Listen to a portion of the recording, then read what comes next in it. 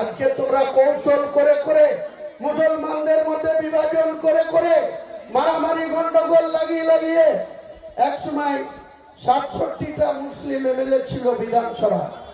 2011-তে যখন তুমি ক্ষমতায় আসলা মমতা ব্যানার্জি, ৬৭ থেকে 2016-তে এসে ৫৭, 10 কমে গেল। 2021-এ এসে ৪২। কেন? মুসলমানদের হিসাব মতো যে ভোটের পার্সেন্টেজ, তাতে 294-এর মধ্যে 90টা মুসলমান এমএলএ। মুসলমানরা তাদের ইমানদার মুসলমানদেরকে ভোট দিয়ে বিধানসভায় পাঠাবে।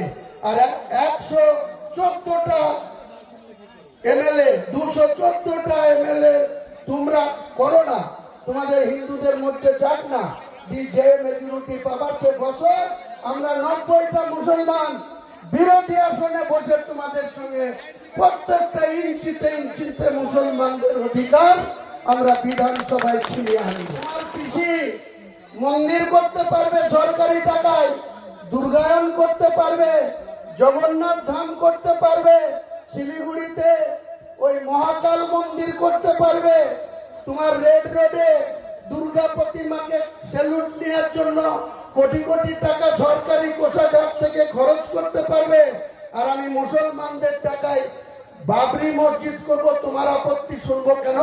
তা বলছে আপনি যদি বাবরি মসজিদ করেন আমরা মুসলমান ভোটটা হয়তো পাবো, তাতে হয়তো 80টা 90টা সিট জিতবো, হিন্দুরা সব আমাদের বিরুদ্ধে ভোট দেবে, বিজেপি কে জিতিয়ে দেবে।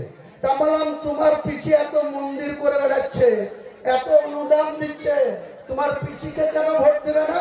তুমি মুসলমানের ভোট নিয়ে তুমি হিন্দুদের কম্পিটিশন করবা, পুজো করবা, প্রসাদ খাওয়াবা, ওটা হবে না।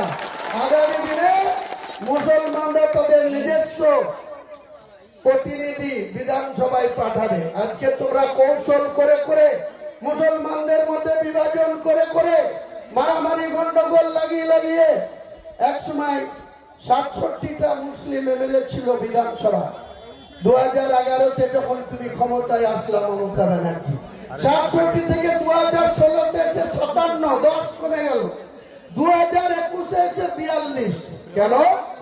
মুসলমানদের হিসাব মতো যে ভোটের পার্সেন্টেজ, তাতে 294-এর মধ্যে 90টা মুসলমান এমএলএ। মুসলমানরা তাদের ইমানদার মুসলমানদেরকে ভোট দিয়ে বিধানসভায় পাঠাবে। আর 114টা এমএলএ, 214টা এমএলএ তোমরা করো না, তোমাদের হিন্দুদের মধ্যে যাক না, যে মেজরিটি পাবার সে বছর আমরা 90টা মুসলমান বিরোধী আসনে বসে তোমাদের সঙ্গে প্রত্যেকটা ইঞ্চিতে মুসলমানদের অধিকার আমরা বিধানসভায় ছিনিয়ে আনবো।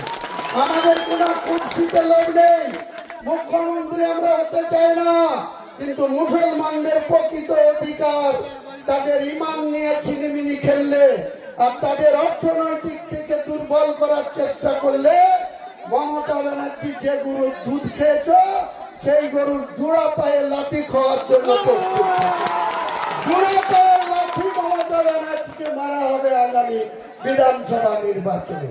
আমি